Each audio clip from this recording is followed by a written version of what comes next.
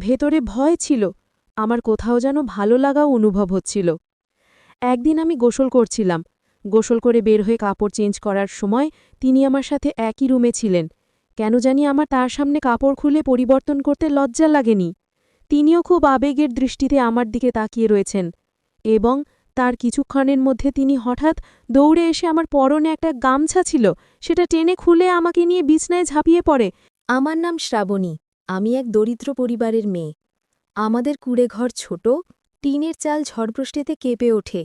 তবুও মা বাবা সবসময় চাইতেন আমি বড় হয়ে মানুষ হই। মা প্রায়ই বলতেন, আমাদের মেয়েটা যদি পড়াশোনা শিখে বড় হয়, আমাদের ভাগ্যও হয়তো বদলে যাবে। আমি তখনও ১৬ বছরের কিশোরী। গ্রামের স্কুলে পড়তাম। বই, খাতা সবকিছু পুরনো। আবার টাকার অভাবে অনেক সময় নতুন খাতা কিনতেও পারতাম না। কিন্তু আমার পড়াশোনার প্রতি আগ্রহ ছিল অপরিসীম। প্রতিদিন সকালে উঠেই স্কুলের দিকে ছুটতাম। কিন্তু একদিকে ভয় থাকত পরীক্ষায় ভালো ফল পাব কিনা, আর পরিবারকে অপ্রয়োজনীয় চিন্তায় ফেলব কিনা। একদিন দুপুরে বাবা আমাকে ডেকে বললেন, আমার এক পুরনো বন্ধু শহর থেকে আসছে, সে তোমার জন্য কিছু পরিকল্পনা করেছে। সেদিন বিকেলে তিনি এলো। বড়, লম্বা, চোখে ভদ্রতা আর কপালে হালকা ভাঁজ। কথা বলার ধরন মৃদু কিন্তু প্রভাবশালী। আমাদের ঘরে বসেই তিনি বললেন, তোমার মেয়েটার ভেতরে অনেক সম্ভাবনা আছে। আমি ওকে শহরে নিয়ে গিয়ে ভালো স্কুলে ভর্তি করাতে চাই। ওর জীবন বদলে যাবে। মা বাবা প্রথমে দ্বিধায় ছিলেন, কিন্তু তিনি যেভাবে মৃদু হাসি দিয়ে বোঝালেন, কেমন করে সম্ভাবনার কথা দেখালেন, শেষে তারা রাজি হয়ে গেলেন। আমি চুপচাপ বসেছিলাম। মনে হচ্ছিল আমার জীবনের নতুন পথ শুরু হল। শহরে পৌঁছে আমি অবাক হয়ে গেলাম। বড় বাড়ি, চকচকে ফ্লোর, আলাদা আলাদা ঘর, নতুন জামা কাপড়, চকচকে খাতা কলম। খাওয়া দাওয়া স্বাভাবিকের চেয়ে অনেক ভালো। প্রথম কয়েকদিন যেন স্বপ্নের মতো কাটল। কিন্তু ধীরে ধীরে সবকিছু বদলাতে শুরু করল।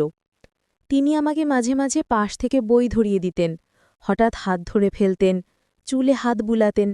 আমি প্রথমে ভেবেছিলাম হয়তো এটা শুধু স্নেহ, কিন্তু সেই স্পর্শে আমার বুক কেঁপে উঠত। অজানা এক অনুভূতি ছড়িয়ে পড়ত শরীরে।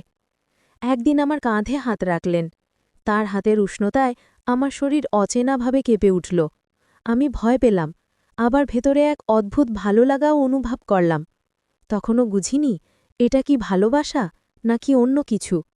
দিন যত কাটছিল তিনি ধীরে ধীরে আমাকে কাছে টেনে নিচ্ছিলেন। কখনো পড়ার অজুহাতে পাশে বসতেন, কখনো চুপচাপ আমার চোখের দিকে তাকিয়ে থাকতেন। আমি লজ্জায় মুখ ঘুরিয়ে নিতাম, কিন্তু বুকের ভেতর কেমন অস্থির লাগত। একরাত বৃষ্টি হচ্ছিল।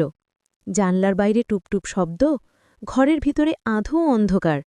তিনি আমাকে ডাকলেন, আজ পড়াশুনো এখানে হবে। আমি বই নিয়ে বসেছিলাম, কিন্তু কিছুক্ষণ পর টের পেলাম তার চোখ শুধু আমার দিকে। বুকের ভেতর কেমন কিপে উঠছে, বুঝতে পারিনি। হঠাৎ তিনি আমার হাত ধরে ফেললেন। আমি চমকে উঠলাম। বলার চেষ্টা করলাম, ছাড়ুন, আমি পড়ছি, কিন্তু গলা দিয়ে শব্দ বের হল না। তিনি ধীরে ধীরে আমাকে নিজের কাছে টেনে নিলেন।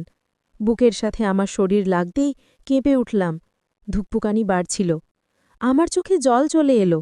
আমি বুঝতাম না কি হচ্ছে, শুধু শরীর হালকা হয়ে যাচ্ছে। এরপর তার হাত আমার শরীর বেয়ে নেমে এলো। আমি শ্বাসরুদ্ধ হয়ে গেলাম। শরীর কেঁপে উঠছিল, চোখে জল, ঠোঁট কাঁপছিল। একদিকে ভয়, অন্যদিকে অদ্ভুত শিহরণ। মুহূর্তে টের পেলাম আমার চারপাশের কাপড় ধীরে ধীরে সরতে শুরু করেছে। চোখ বন্ধ করে ফেললাম। মনে হচ্ছিল আমি কোনো অচেনা স্রোতে ডুবে যাচ্ছি। আমি তখন কিছুই বুঝতে পারিনি, শুধু শরীর কাঁপছিল, বুক কেঁপে উঠছিল, ভেতরে ভয় ছিল, আমার কোথাও যেন ভালো লাগাও অনুভব হচ্ছিল। একদিন আমি গোসল করছিলাম। গোসল করে বের হয়ে কাপড় চেঞ্জ করার সময় তিনি আমার সাথে একই রুমে ছিলেন। কেন জানি আমার তার সামনে কাপড় খুলে পরিবর্তন করতে লজ্জা লাগেনি। তিনিও খুব আবেগের দৃষ্টিতে আমার দিকে তাকিয়ে রয়েছেন এবং তার কিছুক্ষণের মধ্যে তিনি হঠাৎ দৌড়ে এসে আমার পরনে একটা গামছা ছিল, সেটা টেনে খুলে আমাকে নিয়ে বিছনায় ঝাঁপিয়ে পড়ে এবং আমার ঠোঁটে তার ঠোঁট রেখে আমাকে কিস করে। এরপর তিনি সম্পূর্ণ উলঙ্গ হয়ে আমার সাথে শারীরিক সম্পর্ক স্থাপন করে। আমার শরীর কাঁপে এবং বিছনা কাঁপে, কিন্তু আমার কাছে সবকিছু তখন ভালোও লাগে। সেই রাতের পর আমি আর আগের মতো ছিলাম না। তিনি যখনই ডাকতেন শরীর শিরশির করত, ভয় হতো, আবার ভেতরে ভেতরে সেই অদ্ভুত টানও থাকত। আমি পড়াশোনায় মন দিতে পারতাম না, ক্লাসে যেতে ইচ্ছা করত না, শুধু সেই রাতগুলোর কথা মনে হতো। আমি ভেবেছিলাম আমি সুখে আছি, অথচ আসলে অজান্তেই আমি এক গভীর অন্ধকারে হারিয়ে যাচ্ছিলাম। বন্ধুরা, এই গল্পটার পরের পার্ট পেতে আমাদের চ্যানেল সাবস্ক্রাইব করে রাখুন, যেন পরের পার্ট আমাদের চ্যানেলে আপলোড দেওয়া হলে আপনারা পেয়ে যেতে পারেন।